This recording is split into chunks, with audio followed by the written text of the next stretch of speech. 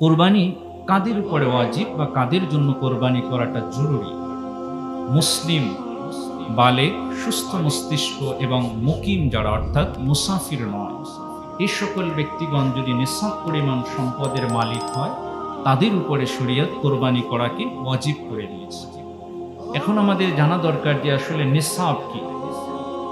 সাহেবে নিসাব বা মালিকে নিসাব যেটা, সেটা হলো ইস্তায়ী হাজতে আসলিয়া, অর্থাৎ আমার একান্ত প্রয়োজনীয় জিনিস যেগুলো, খাদ্য, বস্ত্র, বাসস্থান এবং উপার্জনের উপকরণ, এই কয়েকটা জিনিস বাদ দিয়ে আমার যদি 52.5 ভরি রৌপ্যের দামের সমপরিমাণ স্বর্ণরৌপ্য অথবা কোনো টাকা পয়সা বা অন্য কোনো সম্পদ থাকে, সেটা যদি 10ই জিলহজ থেকে 12ই জিলহজ পর্যন্ত আমার মালিকানায় থাকে, তাহলেই আমার উপরে কোরবানি করা ওয়াজিব হয়ে যাবে।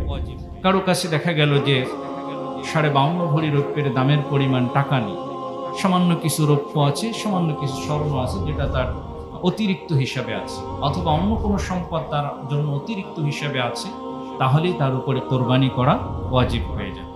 যদি টাকার দিক থেকে আমরা হিসেব করি, 52.5 ভরি রৌপ্যের দামের সমপরিমাণ আজকে 30শে মে বাংলাদেশ জুয়েলার্স অ্যাসোসিয়েশনের দর অনুযায়ী 22 ক্যারেট রৌপ্যের দাম হলো 2811 টাকা।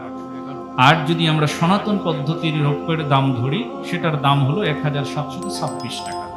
এই 1726 টাকাকে 52.5 ভরি রৌপ্য দিয়ে গুণন করলে আসে কত? 90,615 টাকা। এই 90,000 সামথিং বা 90,000 প্লাস টাকা যদি কারো মালিকানায় থাকে কোরবানির 3 দিনের ভিতরে, তাহলেই তার উপরে কোরবানি করাটা ওয়াজিব হয়ে যাবে। আর যদি ব্যক্তি ঋণগ্রস্ত থাকে, তাহলে অবশ্যই তার ঋণটাকে এখান থেকে মাইনাস করতে হবে, অর্থাৎ ঋণ বাদ দিয়ে তার খাদ্য, বস্ত্র, বাসস্থান এবং উপার্জনের উপকরণ, এই কয়েকটি জরুরি বিষয় বাদ দিয়ে যদি তার কাছে 90,000 প্লাস টাকা থাকে, তাহলেই তার উপরে কোরবানি করা কি হয়ে যাবে? ওয়াজিব হয়ে যাবে।